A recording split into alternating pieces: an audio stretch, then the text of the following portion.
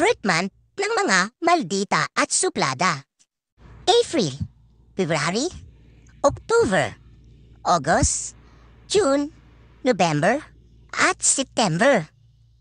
Sila yung mga fruit month na totoo sa kanilang mga sarili. Mga prangka sa mga nararamdaman nila. Mga taong ayaw sa plastic at taong manggagamit. At hindi rin nila ugali ang makipagplastikan. Madalas rin silang masabihan na hindi maganda ang kanilang ugali.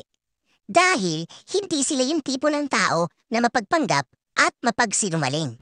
Para lang masabi at mapuri ng ibang tao na sila ay mabait.